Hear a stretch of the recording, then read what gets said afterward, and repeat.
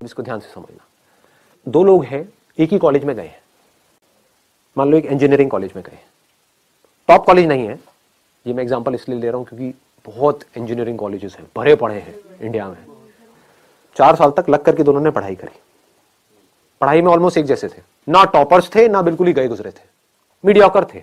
दोनों ने जॉब के लिए ट्राई किया, एक जगह किया, 2 जगह किया, 10 जगह किया और जॉब मिली ही नहीं। ये क्या है? सक्सेस है, फेलियर है? फेलियर है।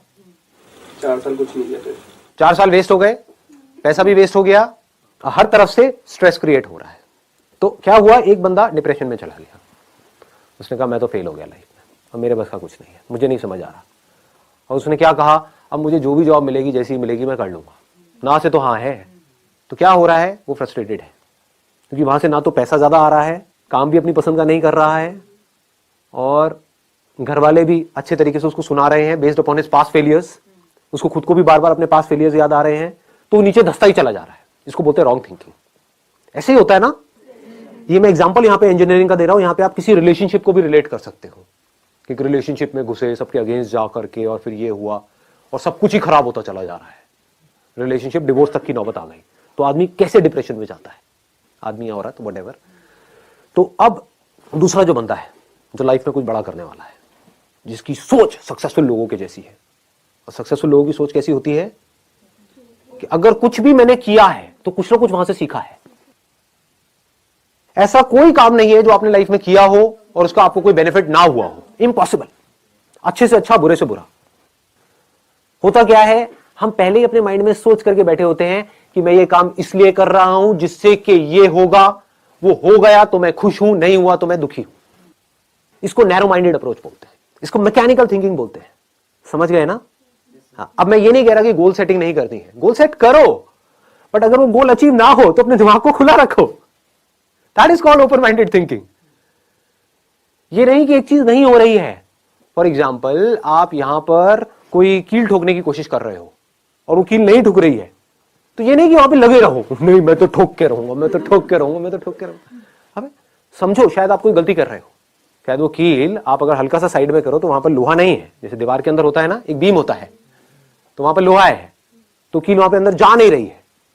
तो क्रिएटिव थिंकिंग किसे कहेंगे? थोड़ा साइड करके देखता हूं ना, समझ गए? वहां पर कोई बीम नहीं है, ठोका कील अंदर। तो क्रिएटिव थिंकिंग समझो क्या होता है। अगर मैं उस बंदे की जगह होऊंगा, मैं कैसे सोचूंगा?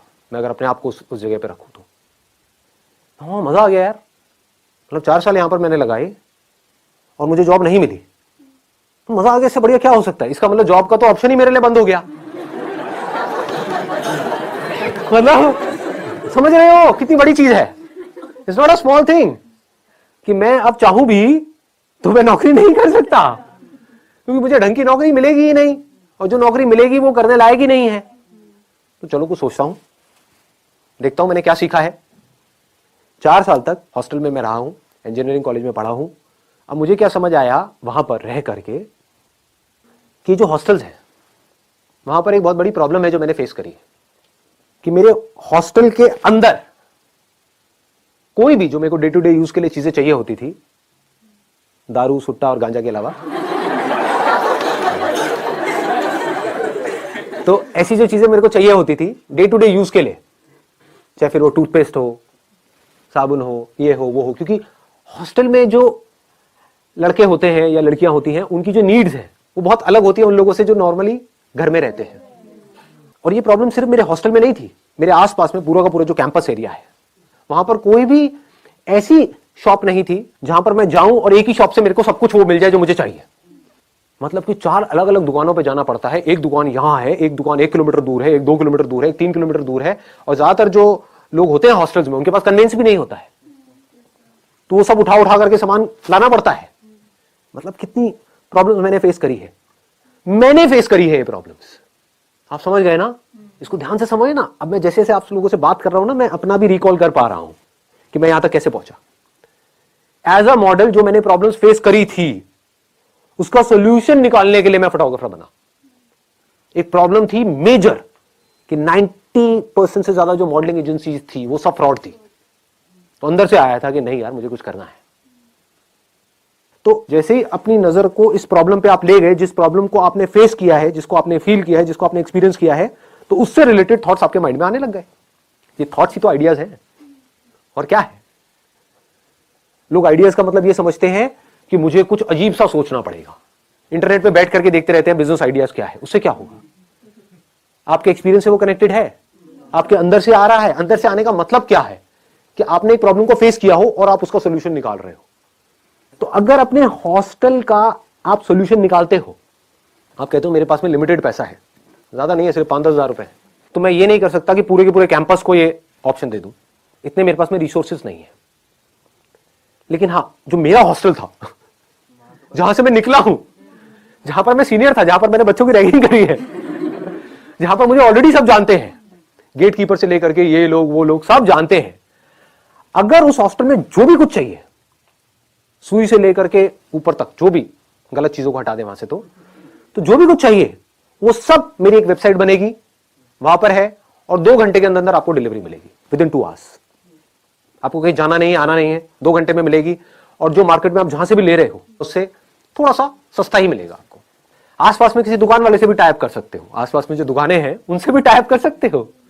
किसको आता हुआ पैसा बुरा लगता है, समझे। उनको जा करके आपने बोला कि मैं बल्क में लूंगा आपसे, मेरे को रेट बढ़िया दो। आपने पहले ही सारे रेट पता कर लिए, होलसेल मार्केट में जाके ये रेट होते हैं। अब जाकर के आसपास के दुकानदारों से आप बात कर रहे हो और उनको भी थोड़ा सा मार्जिन दे रहे हो, तो आपको दूर जाने की भी जरूरत नहीं है। पास में ही किसी भी दुकान से उठाया माल, ला करके वहां पे उसको दिया, पैसा आपके हाथ में, आपने जा करके उस दुकान वाले को दिया, बाकी का जो मार्जिन है वो डाला अपनी जेब में। तो खाली बैठने से तो कुछ भी है। ये मत सोचो यहां पर आप जाकर के फंस जाओगे, फिर क्या होगा, आप इसी लेवल पे अटक जाओगे। जैसे होता है ना, किसी ने किराने की दुकान खोल दी, वो वहीं पे अटका हुआ है और सुबह से रात तक बस यही कर रहा है, आगे बढ़ ही नहीं रहा है लाइफ में। ऐसा नहीं सोचना है। अब मैं आपको बता रहा हूं सक्सेसफुल लोगों की सोच, कि वो कैसे सोचते हैं। ये नहीं कि मेरे पास में 20-25 हज़ार रुपए तो आ गया, बहुत है ना। What do we mean by that? That means you are becoming stagnant. यहां पे कमाई की बात नहीं है, यहां पे कुछ क्रिएट करते रहने की बात है। मुझे किक इसमें नहीं मिलती है कि मैं ये करता हूं, ये आइडियाज इंप्लीमेंट करता हूं। डेली पता नहीं कितने नए नए आइडियाज इंप्लीमेंट होते हैं हमारे बिजनेस में, यहाँ पे वहां पे। तो मुझे किक इसमें नहीं मिलती है कि ये करके ये होने वाला है, ये पैसा आया इस आइडिया की वजह से, ये पैसा गया, ये डूब गया, ये आ गया। ऐसे हर तरह के सही सही डिसीजन भी होते हैं, गलत भी होते हैं। मुझे इसमें किक नहीं मिलती है। मुझे किक इसमें मिलती है कि मैं कुछ कर रहा हूं, आई एम डूइंग समथिंग। मैं मरा हुआ नहीं हूं, मैं जिंदा लाश नहीं हूं। मैं सिर्फ बैठ करके यहाँ पे नोट नहीं गिन रहा हूं, बैठ करके खा पी नहीं रहा हूं। समझ गए ना? I am constantly learning something, I am constantly doing something. कुछ ना कुछ मैं ग्रो करता चला जा रहा हूं, तो उसमें मजा आता है। ये मेंटालिटी होती है सक्सेसफुल लोगों की। तो आपने ये किया, एक हॉस्टल से फिर आप दूसरे हॉस्टल में आप गए, तीसरे में गए, चौथे में गए। मान लो यहां से आप आने वाले 1-1.5 साल में, 2 साल में आपने वो पूरा का पूरा कैंपस कैप्चर किया, और आप बड़े आराम से कैप्चर कर सकते हो। कौन करेगा अगर आप नहीं करोगे कैप्चर? तो लगाओ दिमाग।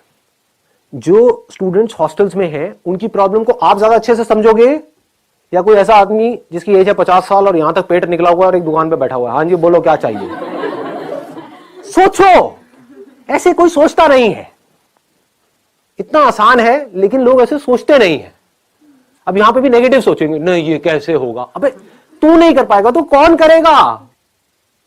एक बंदा जिसने एक प्रॉब्लम को फेस करा है, अगर वो उसका सोल्यूशन नहीं निकाल सकता तो कोई नहीं निकाल सकता। तो ऐसा अपने अंदर से आना चाहिए, अगर कोई निकाल सकता है इस प्रॉब्लम का सोल्यूशन तो सिर्फ मैं निकालूंगा इस प्रॉब्लम का सोल्यूशन। धीरे धीरे आप अपनी टीम बढ़ा सकते हो।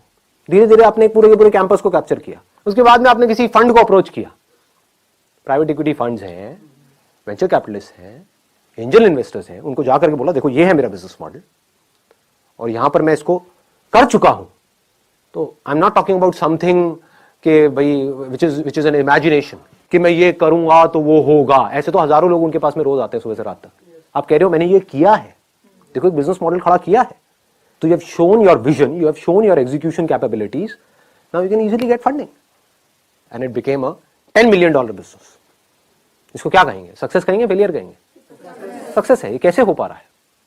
क्या फर्क है इस बंदे में और उस बंदे में जो कहीं पर 10,000 रुपए की वो नौकरी कर रहा है जो उसको करनी पसंद नहीं है? दोनों एक ही कॉलेज से निकले हैं, दोनों के एक जैसे नंबर आए हैं, दोनों को नौकरी नहीं मिली है। एक बंदा बन गया मिलेनियर और एक बंदा है जो कुछ भी नहीं कर पा रहा है।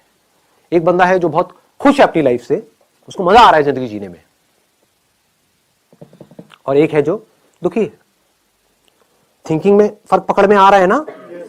ऐसे ही जो सक्सेसफुल लोग होते हैं उनकी थिंकिंग बड़ी क्लियर होती है कि मुझे आप कोई भी प्रॉब्लम दे दो।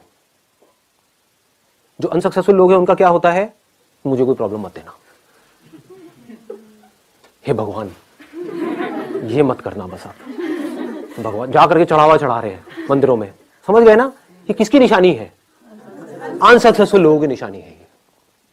अनसक्सेसफुल इन द सेंस जो डरे हुए हैं। जहां पर डर है वहां पर क्रिएटिविटी नहीं हो सकती।